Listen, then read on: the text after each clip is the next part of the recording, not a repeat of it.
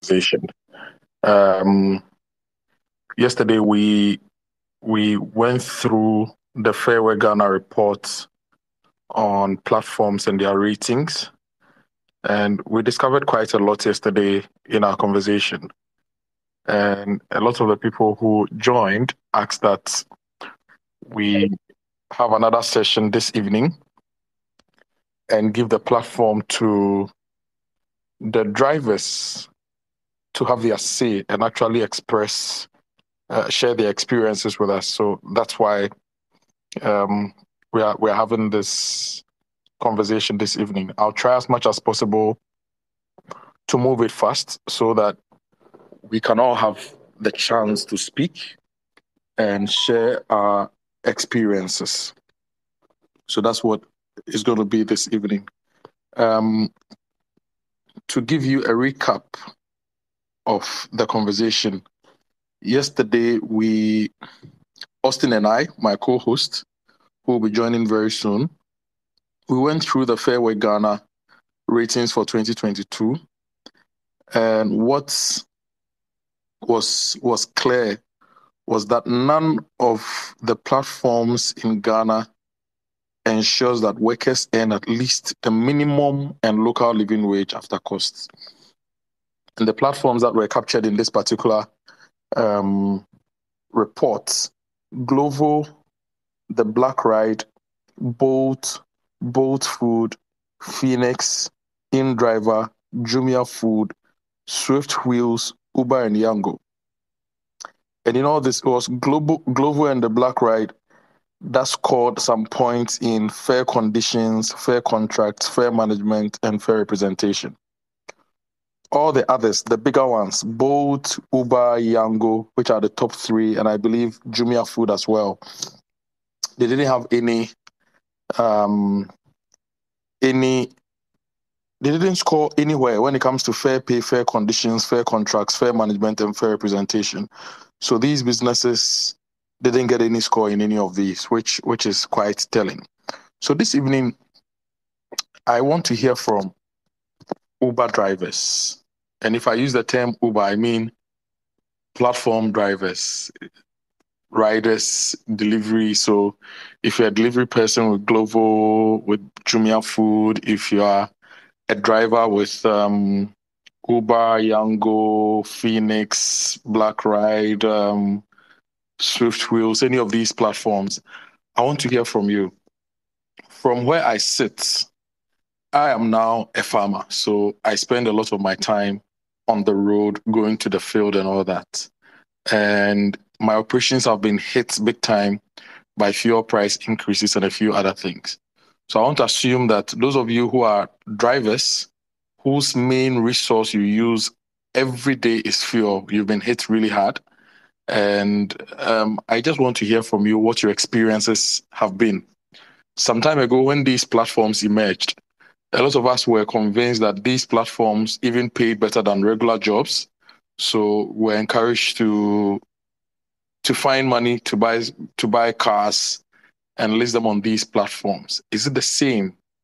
How have things changed and what should be done? What can be done to really create that environment for everybody to thrive? That's the conversation we're having this evening. I can see that already Joseph and Moses have requested to speak. So I'm going to go straight up to give you the chance to speak. So if you're an Uber driver, you're a Bolt driver, Yango driver, you are a Glovo delivery person, InDriver, Phoenix, Black Ride, what has your experience been? Is it something you want to continue doing? Is it a fair environment for you? Is it productive? Is it something that can support your life? If it's not, what should be done to create that environment for everybody to thrive and for everybody to have a safe space of productivity? So I'm going to start with Joseph as the first speaker. Joseph, you can speak. Introduce yourself and go ahead.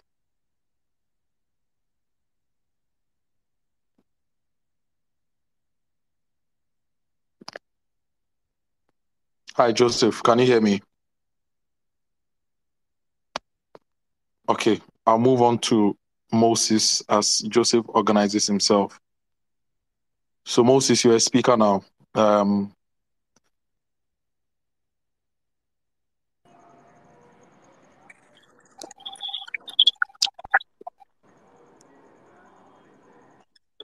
Moses, you can go ahead. Hi. So good evening. My name is Moses, as I've been introduced. So I've been on Uber for like 5 years now. I drive on Uber. So basically, I think the whole issue right now is about how to maximize profit. It's looking at operational costs and then also then minus the what we get, like the revenue, then minus your cost. Um, for me, before an average driver will make a meaningful um let's say gain or meaningful wage from driving Uber, the a number of factors you should look at. Maintenance, it's a big let's say big takeaway from your revenue. Maintenance, fuel, and stuff. So if you want to make a lot of gains, then on these two you need to cut on the fuel, and then how much fuel you use to complete a ride, and you how much you also spend on maintenance. So these are the two things that you have control over as a driver. So let's talk about fuel. What are the things that will make you consume more fuel on a trip? It's about basically sometimes your tires, engine, state, and other things. Me for one, I do a lot of maintenance when it comes to my engine myself. So in terms of servicing your plugs, your throttle, I mean, really pay attention to your sound of your car. Most drivers will understand that sometimes your car will sound differently. If it's sounding differently, that means there's something wrong. All these things, most of our cars are a bit, let's say, they have a lot of sensors. So you have to pay a lot of attention to all these things. And also maintenance. So that's on the side of fuel. On the maintenance too, you need to do some maintenance yourself, which will not make you to go to visiting your mechanic frequently. The trick is your car needs to be on the road. The more your car is moving about, you're making money. If your car is parked, you're not making money. So anything that will make the car to park, you would have to look at it. So you do a lot of maintenance and ensure that your car is always ready to move and runs efficiently, Yeah. right? But let me ask you: Do you do this full time? Yes, for now it's full time. So how many hours in a day do you work? Some of us we can do 12 hours. We do 12 hours. And also there's a bit of health.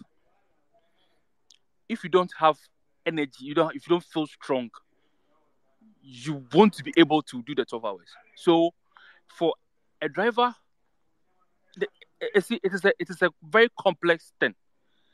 You need to check your health, know what to eat, know what to drink. Okay. Honestly, because you are doing a lot of sitting, and your body is not being exercised. It's taking a toll on your body. So you should know what to eat. A driver shouldn't be eating just anything by the roadside. The following morning you will not feel it, but when you wake up in the morning ready to go again, you will know that your body is not pushing you, and you do. And also, anytime I don't feel like driving, I don't drive. Anytime I feel my body distressed, I rest. So you go back full of energy, because if you're tired, there's one thing about the work. Your body, soul, and mind. Your body needs to be alert to make the best of decisions. So the decision you need to make whilst on trip is, after a trip, what do you do? Do you stay in an area? Do you have to move out of the area? Do you wait a little? All is about understanding the time, and your body, your mind needs to be alert. If you feel any kind of not feeling well and all kinds of things, bro, like you would find the work very, very frustrating. Okay, so let me ask you: You work average 12 hours in a day. Do you make enough to support your life? So this is the trick. Yes. Because there are a few catches. So fuel. I mean, if you buy fuel in bits, you wouldn't see your money. So I like to fill my tank. Then I make sure I work full day. Then get, because right now with the increase in prices, if you work 12 hours, by close of day, you should. I mean, it's all about your experience and work. You should be hitting around 500, 600, 500. Yeah, currently 500, and then So you fill your tank and you work 12 hours yes, and you get revenue of about 100. 500 Yes, cedis. and then you keep. Now, this revenue of 500 cedis, how much goes into fuel? How much goes into maintenance? So then, you see, because I do this few maintenance myself. Before I spend on maintenance cumulatively in a month, it has to be major repairs. So I save towards it. So when I fill my tank and I work for 500, I keep that 500. Then you would work again with a half tank and get enough money to fill your tank. If you're not able to refill your tank with your half tank you have, then there's a problem. At first, at Mm. first, we were able to fill a tank and make 2.5, as in, I mean, using fuel as a one ratio, and your revenue is 2.5. But now, if you're not able to maintain your car very well and everything, you will struggle to even make a two, as in one part fuel, two parts revenue. You will struggle. So for you, being a platform driver is a good thing. It's rewarding. It's all about how you strategize and the structures you put in place to be efficient.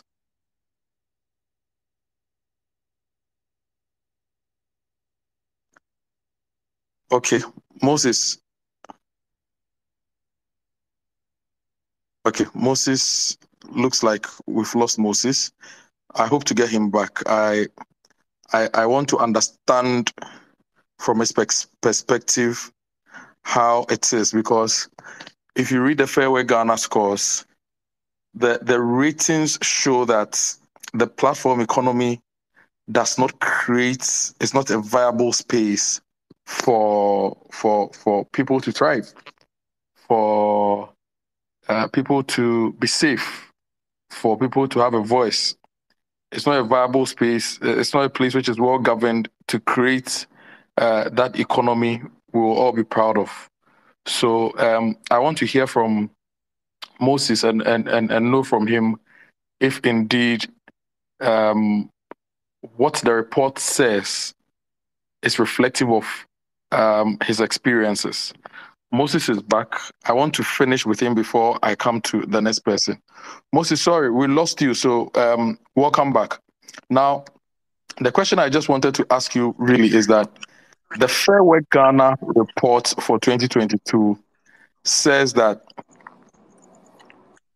you drivers, none of the platforms is able to ensure that you earn at least the minimum and local living wage after cost. But you are giving me a sense that that is not the case. You actually make that living wage. The report says that platforms do not have risk mitigating strategies for you, the workers. And they couldn't show evidence that the terms and conditions are clear and subject to Ghanaian law. Like, aside, there are 10 platforms, only two of them satisfied bits of the parameters for the rating. But you are giving me a sense that it's all good. Being a platform driver is just about you and your efficiency and your strategy. Is that the case? Okay, so I listened to them with Philip Ashon on Tuesday on CTFM. I listened yesterday too. Yesterday I told you I was driving and I couldn't speak. I listened to, yes, the the the report would give you an average. The report is an average of what is happening. So That's true. yeah, so I wouldn't fault them so much. Everything they said was true. You have to pay service fee. You need to do maintenance. With Uber, top drivers have certain bonus packages. So you get reduced service fee and all kinds of things. for an average driver, for a normal driver, you have to pay service fee after a period. So yesterday the reports, I've been following the report. Some of the parameters are kind of delayed. Or I said they are not updated. Some of the parameters are not updated. Today, as I'm talking to you, today is 17th November 2022. Yep. Yeah, some of the parameters are not. For instance, the pricing was with Philippa Sean. The lady, the driver, made she gave a scenario where if you request a ride from Santor, that's East Legon Hills, to West Hills, it was about 53 Ghana cedis. She checked on Google Maps, it was about an hour drive. From my experience, since price has been increased, every drive which is more than an hour, it goes with a minute. So if it's a 65 minutes drive, it's at 65 Ghana cedis. And you see, in all these things, I drive a lot with my Google Maps. I don't use the Uber navigation. I drive always with my Google Maps. So you see, you save on driving style, and everything would also make you to reduce on your fuel.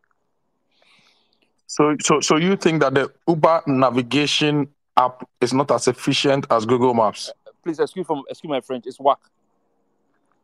Okay, so it causes you guys the Uber map causes you guys to lose more money. You would, because it's okay. You see, there are so many hacks in the work.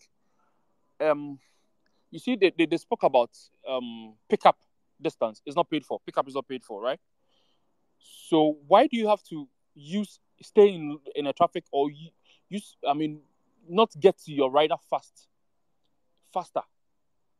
So you need to transfer the coordinates onto your Google Maps, and then get to your rider fast. So those are the things. I never use my Uber navigation. Have you guys given Uber or any of the platforms this feedback that their maps are not accurate and efficient enough? If you did you get any response from them? Just Monday, today's Thursday, right? Yes, just on Monday we went for a meeting with the country manager. We made known to her issues. She gave us the sense that she understands our issues, but most of the issues are above her, but she's taking steps to ensure she addresses our issues. And about the fair contract and stuff. The contract is bulky, and I'm not sure most drivers. It's like a social media contract or terms and conditions like Google. Oh yeah, you just accept. Yes, you see, when you're using Android, the various things will come for you to take. If you don't take it, you're not able to install the app. Same way. So it's by force. Whatever you do, you have to accept it. Yeah. So you have to look at the whole ecosystem. Look at the industry in which you are. The Uber is an industry. It's in transport. Look at it and give yourself time. You drive over some period. You look at other opportunities. It's a big exposure for me. Driving an Uber it's a big exposure. Big. I won't come here and badmouth Uber. That's there are still issues. There are still issues which we go to them and we talk about them. But on the platform, it's a big exposure.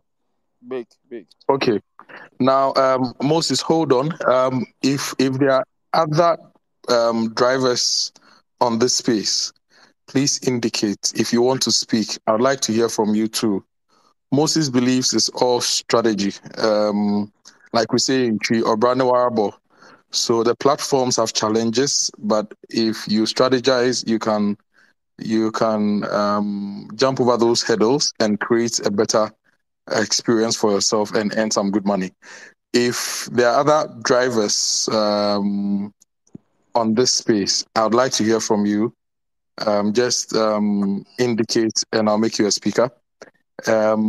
Aside the drivers, if any of you have experiences with the platforms and you'd also want to share your thoughts, if there's something Moses has said that you want to corroborate, if there's something you disagree with that you want to share your thoughts, I'll be very happy to hear you as well. So just indicate and I'll make you a speaker for you to also let us know what the situation is. So Moses, you are a full-time driver. Yeah. Would you advise people like me to consider driving part-time? Is it profitable being a part-time worker on any of these platforms? No.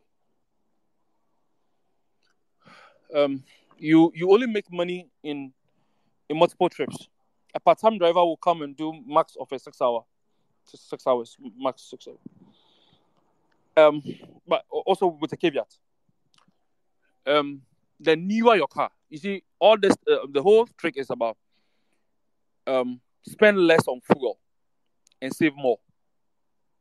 If you have a vehicle that's above 2012 model, you have less issues with your whole car system. You would save on fuel. I mean, all things being equal. Most of the vehicles around are between 206, 208 to 2011. These cars are more than 10 years in the system. They've been in Ghana for more than 10 years. Trust me. Even the engine oils we put in a car is a problem.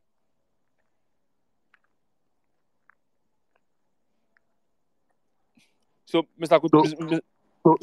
So you need to say have a newer car. So if I bought a car maybe this year and I used it for Uber as a full-time driver, maybe I should sell in 2 years and get a newer car so that okay. Sharp. Because as the car wear and tear wear and tear happen to the car, you have to visit the mechanic frequently. Your engine, you see the engine, that's why they give warranty. The engine that we see, a lot of things happen to the engine over the time. The quality of parts in Ghana is a problem. The quality of parts. Even for spark plugs. If your spark plug is not of quality, you burn more fuel. And the quality of spark plug on the Ghanaian market, needs a lot to be done. Even the one they sell at the various, accredited, have issues. When somebody brings you a spark plug, the same brand, let's say NGK, laser iridium, same from the US, and you pick the one that has been ported, same laser iridium. These are top notch quality. These are the top of top. Same laser iridium. If you remove them, you look at the finishing. You look at how it is modeled. So that there are issues. And for spark plugs, the thinner the cathode, there's a small pin inside. The thinner it is, the quality is. But most spark plugs on the market, your guess is as good as mine. So like any other job, if you are getting on these platforms as a driver, you should have your basics covered. You should understand cars. You should understand the sounds cars make. You should understand the feel and everything to determine whether your car is moving well, whether you are being efficient. If there's anything wrong with your car, you should know how to differentiate between quality and fake parts, and all these count for you being efficient. Is that it? Yes. Uber runs this model. All things being equal, he has given you a price. Whether you are driving a 2020 vehicle or a 2008 vehicle, provided it is of good quality, in good shape, they will give you the same price. Cars now on the market is you have the Suzuki Espresso. There's there are Vets there are a lot of cars. There are Hyundai, a lot of cars. All kind of year model. It's the same price. I'm currently at Amahia right now. From Amahia to Accra Mall, no matter the vehicle, the same price. It's about the vehicle and how much fuel it will use to complete the trip from Amahia to Accra Mall. If your car is not in good shape, you burn fuel. That's the principle. All things being equal, they've given you a price. Let me try to get Joe to speak. Joe is one of the researchers from Fair Work Ghana. They worked on the report. Yesterday, when we were having the conversation, it looked very gloomy, the situation for platform drivers.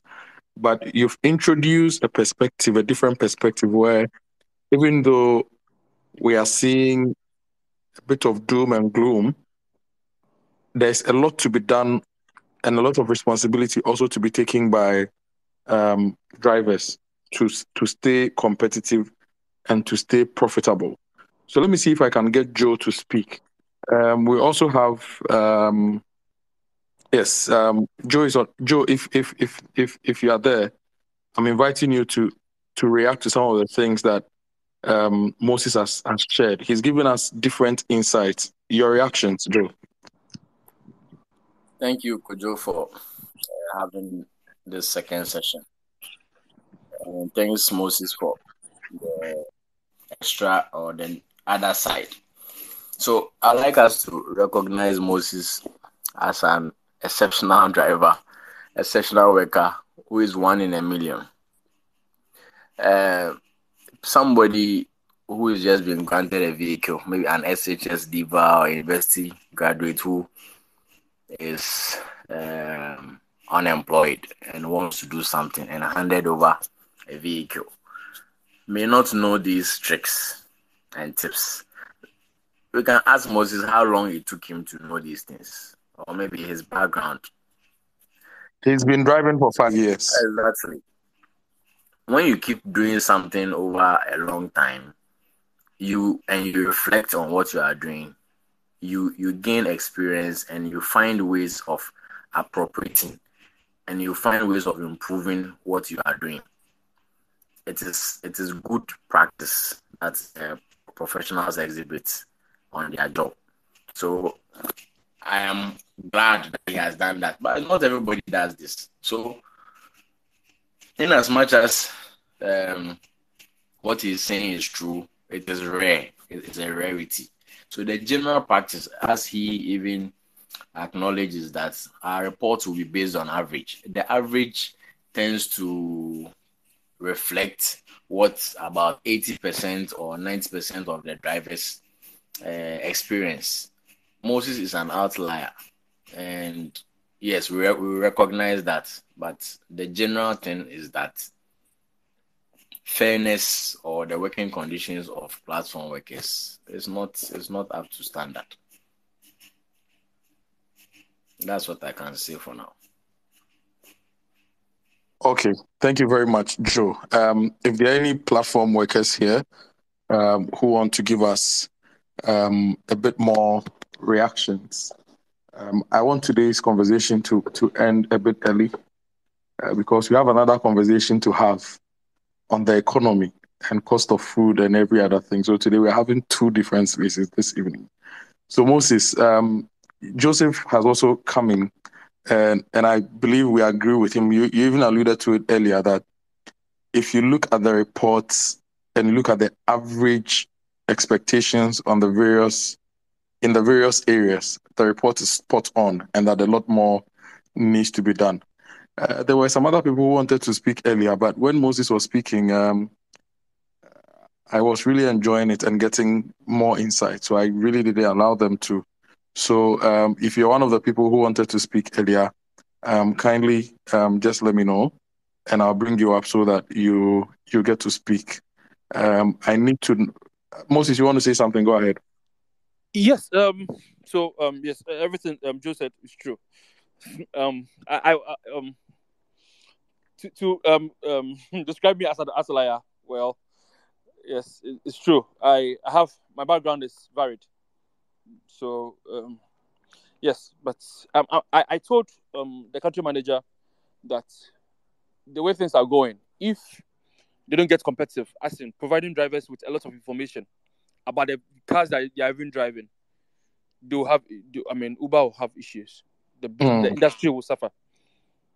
Because Mr. Kojo, this short one. This ride-hailing service or platforms is the reason why we have certain investors in the country. My last count with Uber, I've met with about 56 different nationals, and some people are here because there's Uber in Ghana. So we are praying. December. I mean, December is a Christmas destination, right? People are going to come. Yeah. People will just hear of Ghana and come to Ghana. Just hear Ghana is a place to be in December, and they'll be here. They'll come, and transport is critical for them. And Uber is one of the things that they will resort to. If you want, the industry needs to be. I mean, regulations needs to come. If we don't take care, we'll suffer. If we don't get things going well, we will. Ghana Tourism Authority did the training for us.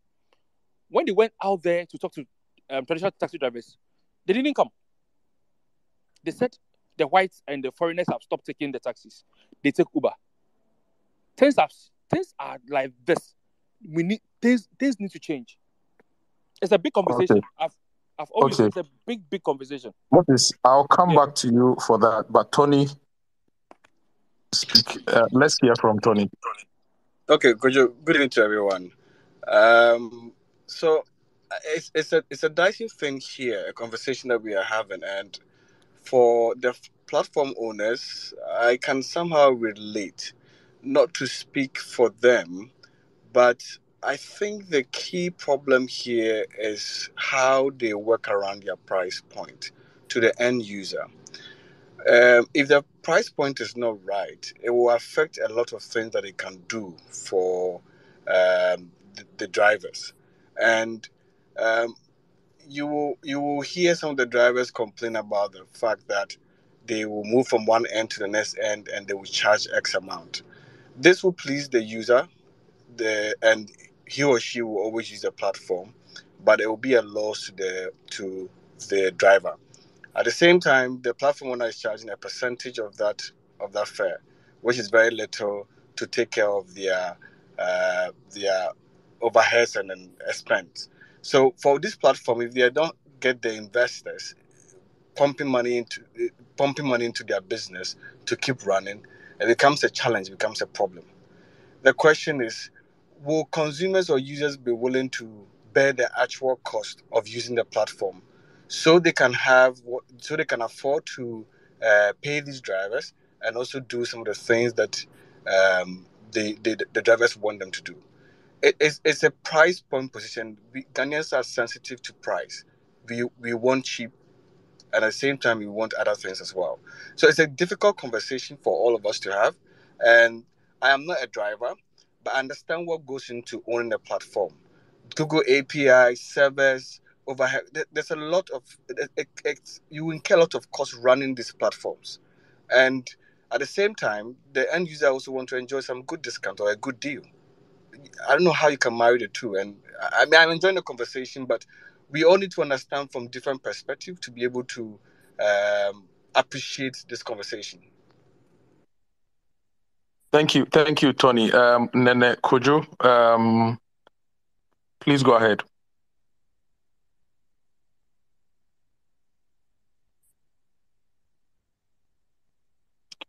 Nene Kojo the second. Your handle is Door Next. If you can hear me, yes, please go ahead. Kojo, good evening to everyone. And again, and for me, our major problem has to do with the pricing. So let's take this.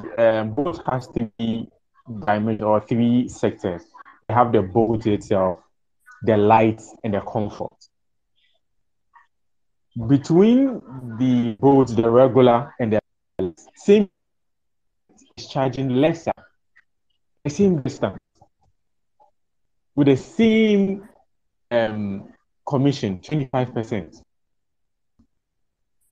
So what would a consumer do? Will go for something lesser. And again, drivers are not complaining about anything, but we're just complaining about the pricing.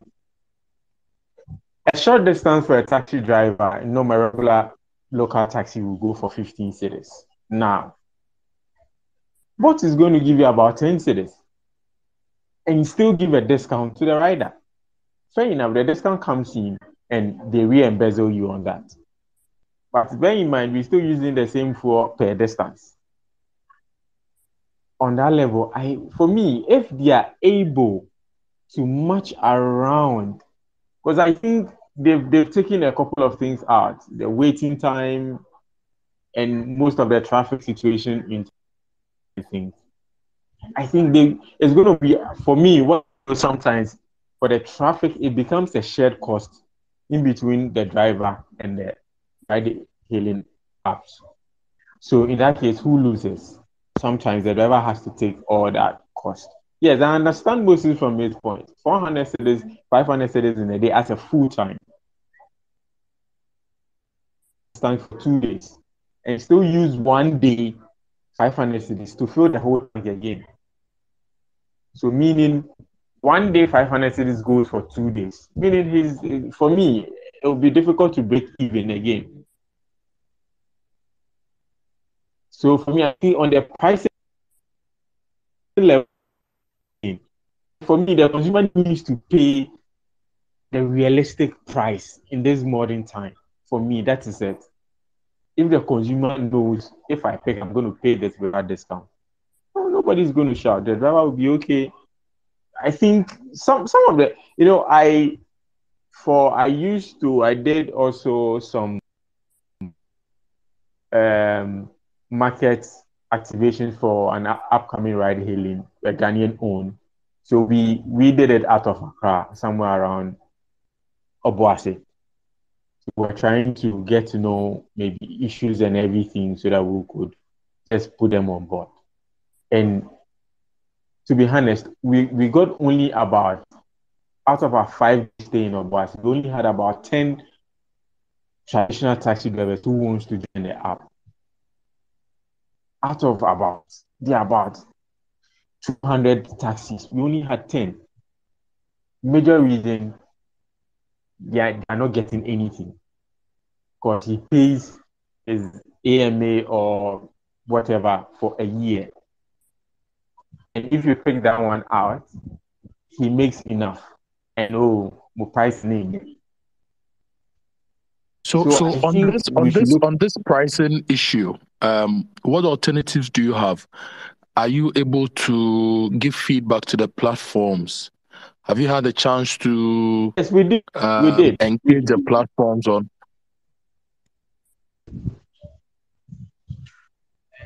And again, I think I could say we have so many drivers unions, online drivers unions, in which I think for me it's too much. So there's no, as Moses was saying, he has a group of people who goes with him, who are on his WhatsApp group, and they come together to form a union. So they go alone. They don't listen to anybody. They try in our own way, but I think it's too much. So, but I can count about 10 on my WhatsApp group. On my WhatsApp, I can count about 10. Some I had to just knock off and just get off them because you don't see anything in which it's going like it's going. I don't know how many meetings those leaders have gone and they don't come back to us to tell us anything. So for me, on the pricing issue, Moses and Co, let me put, because Moses is part of the leaders now. So Moses and Co goes, they come, they don't tell us anything.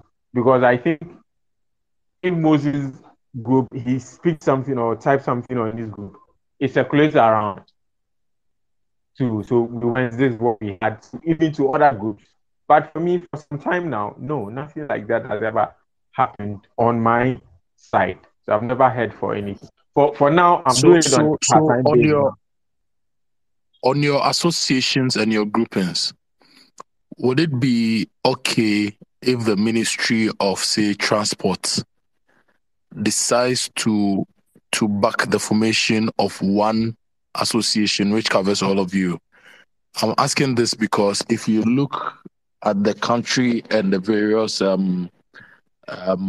professions, for example, the Ghana Bar Association is something which is basically backed by law, if my memory serves me right.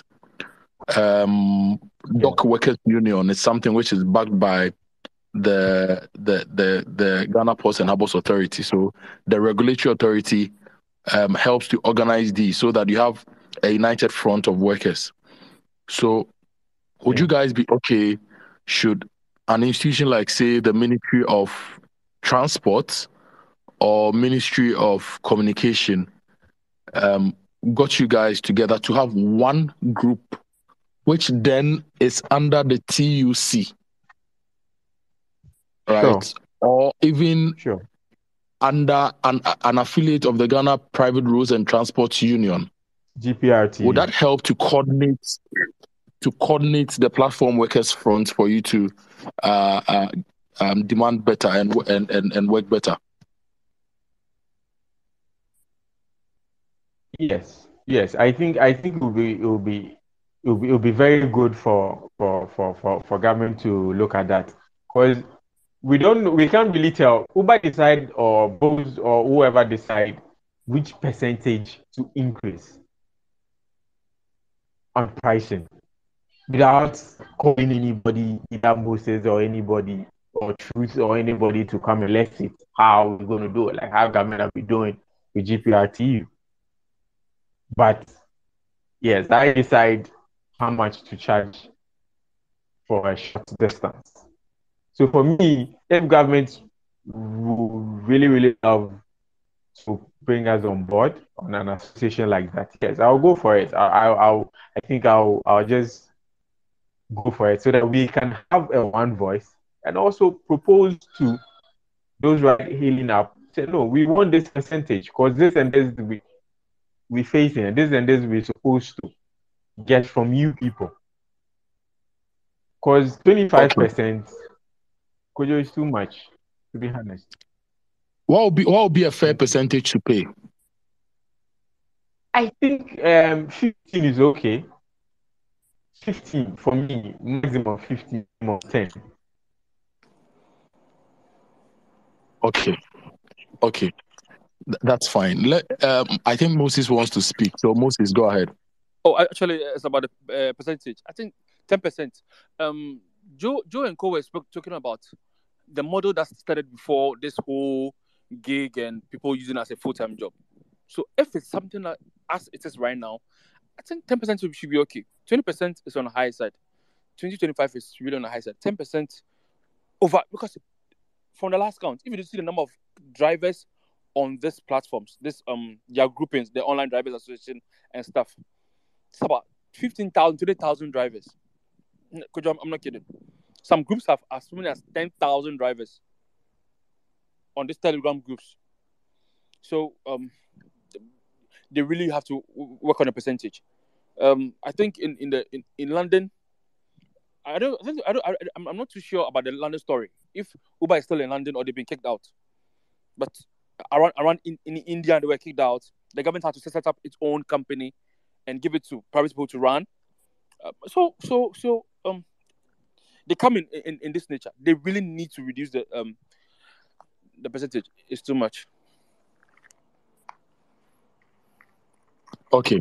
Thank you very much. We'll be wrapping up. I really wish I could get other drivers to speak. Maybe Moses, is this your peak time?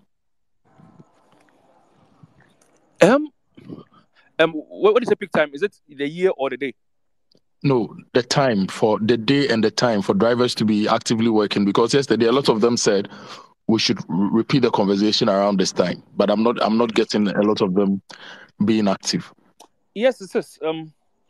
For around this, like this, it's yes, it is. For drivers. Yeah. It is. I think the peak time starts from 3:30 to somewhere around 8 or 9. Okay. Probably depending on the day. But Fridays it starts from, I think,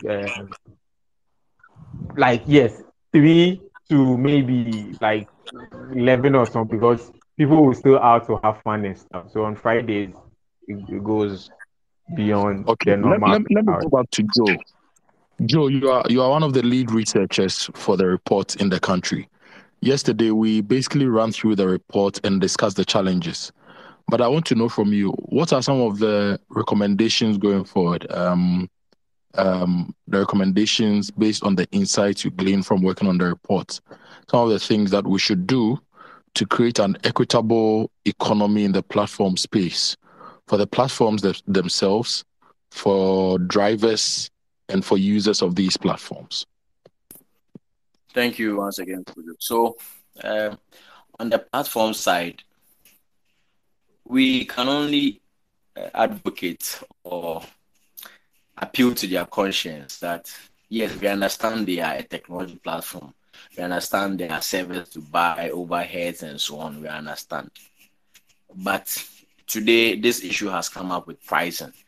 Just factor the rising cost of being a partner on the platform in the pricing, so that everybody will make ends meet.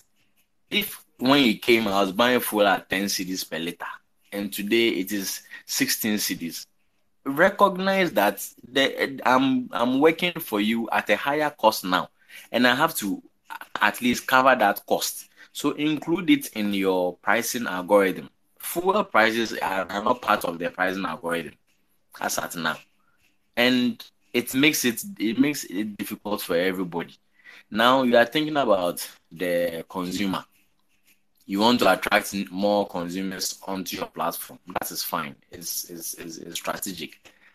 But let the consumers know that fuel prices have gone up. They have to pay for it. You can't tell a taxi driver that I was taking a trip cost me 10 cedis. So even though prices have gone up, you will still pay 10 cedis. On a trotro, the mate will beat you up, as we have been hearing the stories, because it just doesn't make economic sense. So, and because these drivers are working, it's like you don't see these platform managers. So, and they have to keep quiet and do it. That one too is not nice. And then they will be misappropriating the platform and be doing other things which go against everyone else again. So they should factor fuel prices in the pricing algorithm. Things will improve drastically. We are also encouraging government. We are developing a policy brief for governments and those who work on policies, so that they can consider generating or bringing up regulations for these platforms. In the US, President Biden has taken the matter to court, or through the Attorney General, to say that these platform workers are indeed employees and not independent contractors. If the platforms will exert this kind of controls on them, then they should be employees. And we hope that it will get there in Ghana very soon.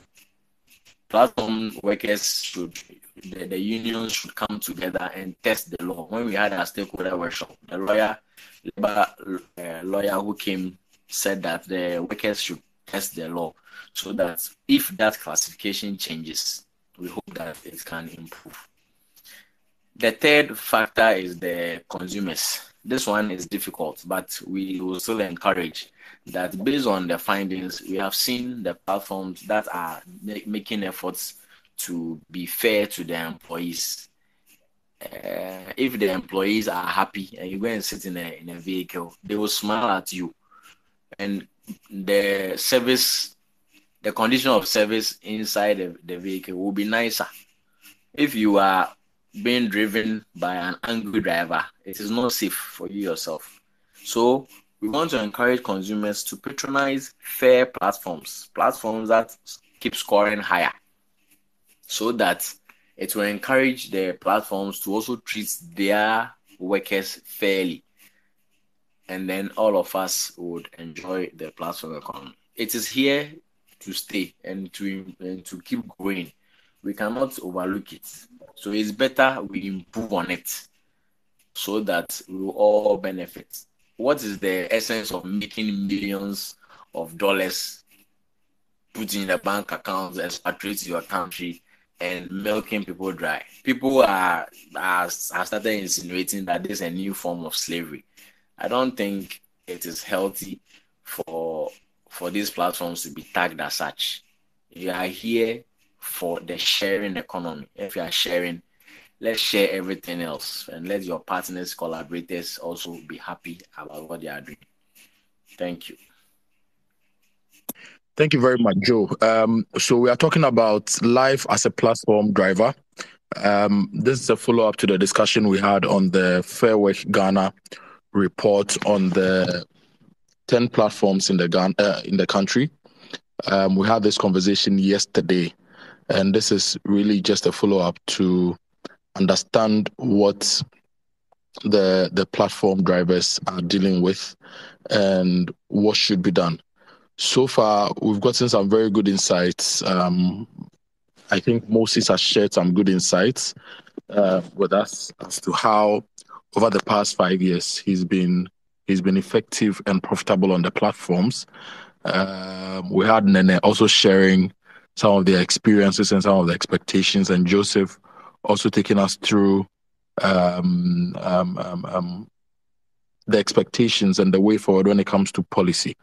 For those who just joined this conversation, I'll quickly run you through what the report said, and we'll use the last 5 or so minutes to get some quick reactions if anybody has some extra thoughts, and wrap up on this conversation.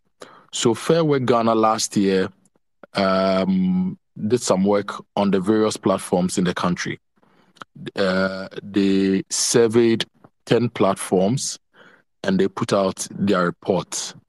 This year they repeated same. Unfortunately, some of the platforms have collapsed, and so even though they did 10 platforms this year, there were new entrants into the survey. Now the platforms are Glovo, Blackride, Bolt Food, Phoenix, InDriver, Jumia Food, Swift Wheels, Uber, and Yango. And from the reports, none of these platforms could ensure that workers earn at least the minimum and local living wage after costs. From the report on fair conditions, only one of the platforms could provide sufficient evidence of different risk mitigation strategies for workers.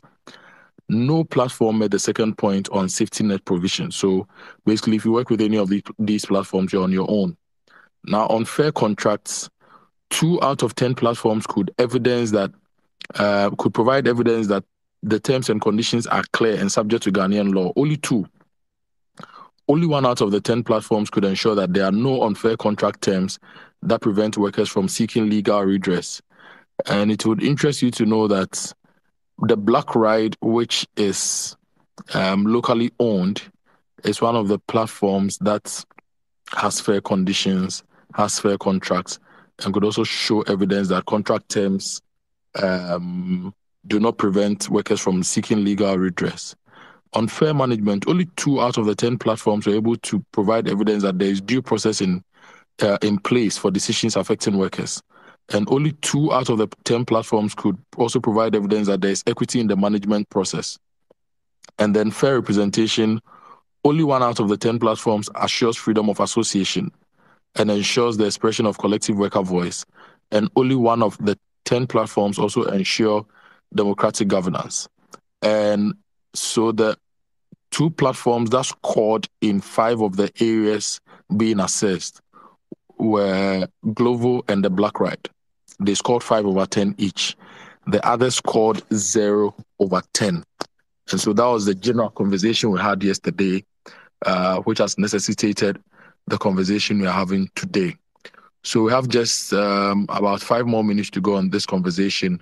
If any of the speakers would want to say any final words, you can go ahead and say any final words. If any listener also wants to share any quick thoughts, you can go ahead and we'll wrap up the conversation.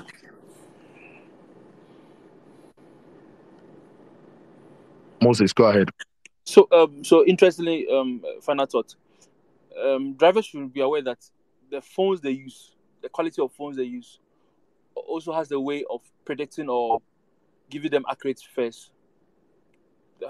If you don't use very quality phones, you have issues because you're working with GPS sensors and internet and speed of download of internet and everything. So there's a lot more the app operators must do and tell the drivers than just be enjoying that 20%, 25%. Thank you, guys. Thank you, Moses. So now we should buy high-end iPhones and high-end Galaxies, huh? I actually use an iPhone 8, and so if you are using an iPhone 6s, which they've stopped, sending updates, you should know what we're talking about. Okay. Any other person? Final words? Nene, do you have anything to say? For me, I think there's one section of the Bolt app I think we need to take it off. That's the light aspect of it, the light section. They have to take it off because to be honest, it's a cheat.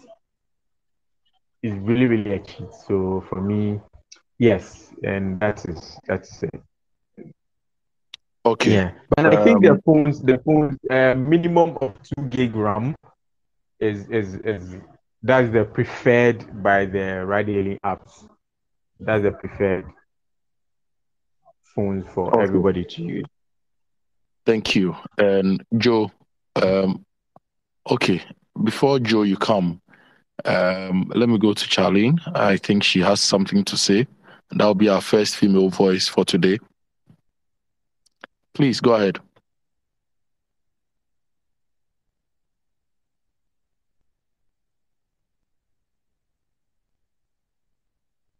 Charlene, you're a speaker. Go ahead.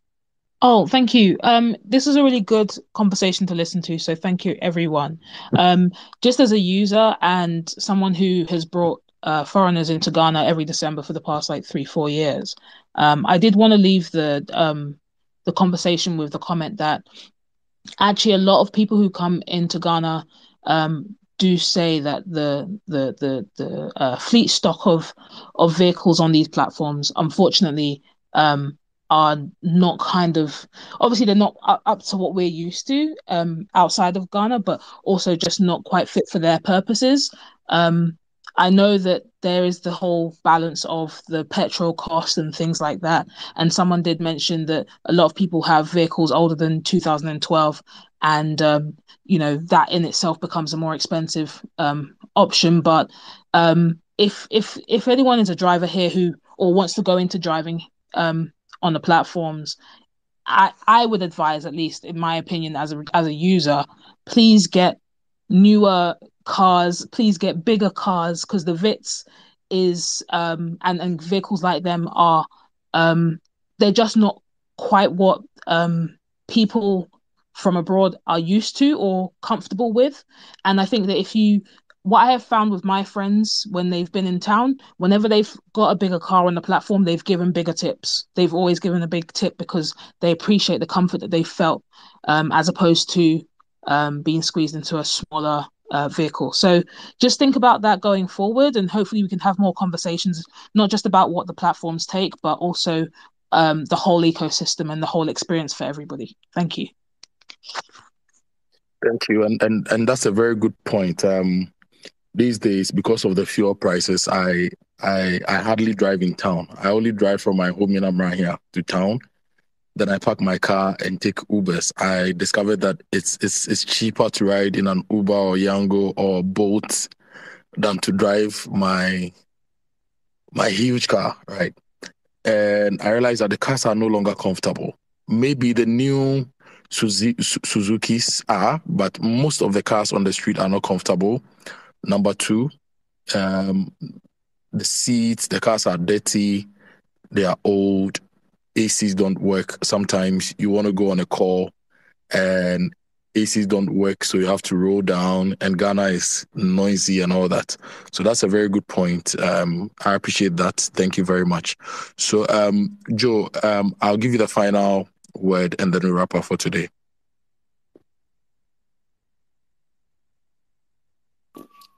Please, is it me, Joe? Yes. Okay, thank you. We are the only two Josephs on this space. I don't use my Joseph because my friends like eating cats, and the botanical name for cats, for those who like eating cats, is Joseph. So when they hear the name Joe, they start salivating, and it makes me an endangered species. So it's you. Go ahead. All right. So I wanted to just touch on the tipping part that Charlie mentioned. Tipping is not Ghanaian culture, and so most of the people who patronize these platforms. Wait. Joe. I won't let you go any further. Did you say tipping is not Ghanaian? No, tipping is not Ghanaian culture. When was the last time you gave a Uber? I give a tip every day. In fact, every day I pick an Uber. Maybe it's just me. Yeah, also if it say 12 cedis and I have 15 cedis and I give it to the driver, I tell them to keep the change. And I usually give them I give every Uber driver a tip. And I know people like to tip, especially in chop bars. So maybe you can say tipping is generally not a thing in the ride-hailing space. But when we go to the chop bars and they give us good food, we give them tips. In the US, tipping is part of the receipt. You are expected to tip. It is part of what you pay for. Okay, maybe that's what I wanted to point out. You are not required to tip in Ghana. So an Uber driver cannot count on receiving a tip as part of the earnings. That's just the point I wanted to make. And we want to encourage consumers to sign the Fair Work Pledge. The Fair Work Pledge is a social action that we have put together to recruit people to show that they are in favor of platforms that are fair, who treat their workers fairly, so that we show this as evidence of consumers craving for fairer platforms. And we hope that we can use this to put pressure on these platforms who maybe just don't care or that haven't seen the need to treat their workers fairly. Thank you.